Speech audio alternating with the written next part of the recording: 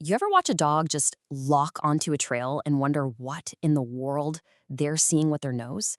It really is like they have a superpower. Well, today, we're going to break down the science behind that incredible sense of smell. So, how do they do it? I mean, how can they follow a path that's completely invisible to us? To get to the bottom of it, we first have to ask a more basic question. What even is a smell? All right, let's start with the clue itself. What exactly is this invisible thing the dogs are chasing after? You know, a smell isn't some kind of magic. It's just physics. See, everything that has a scent is constantly shedding this cloud of tiny, invisible chemical molecules. These little particles float up into the air, and boom, you've got an invisible trail just waiting for a super-powered nose to come along and find it. Okay, the easiest way to picture this. Think about a hot cup of coffee. That amazing smelling steam rising off the top, that's what scientists call the headspace. It's basically the air that's just jam-packed with those coffee scent molecules. And the logic is super simple. The more molecules you have in that headspace, the stronger the smell is going to be. But, of course, it's not that simple, right? If it was, finding stuff would be way too easy. In the real world, a detection dog is basically fighting a constant battle against the elements. The environment is always trying to mess with that invisible trail, to scatter it, hide it, and just generally make things confusing. Temperature, for example, is a huge deal. Let's go back to our coffee. A hot cup of coffee smells way stronger than a cold one, doesn't it? Well, that's because heat gives those little scent molecules more energy, so they evaporate and fly into the air much faster.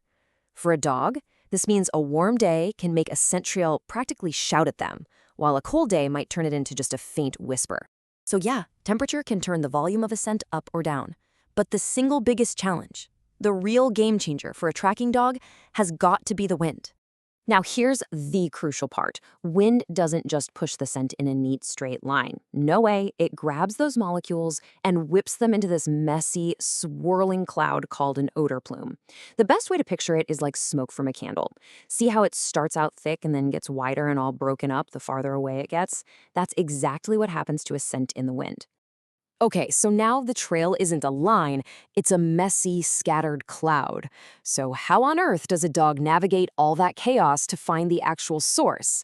This, right here, is where their genius strategy kicks in.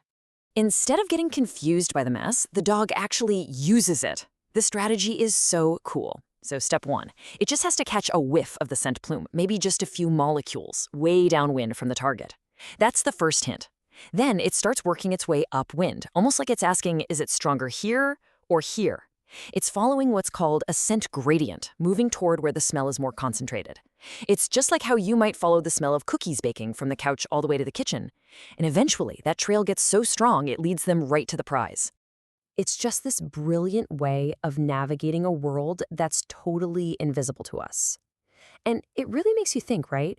What other amazing animal abilities are out there helping us in ways we can't even begin to see?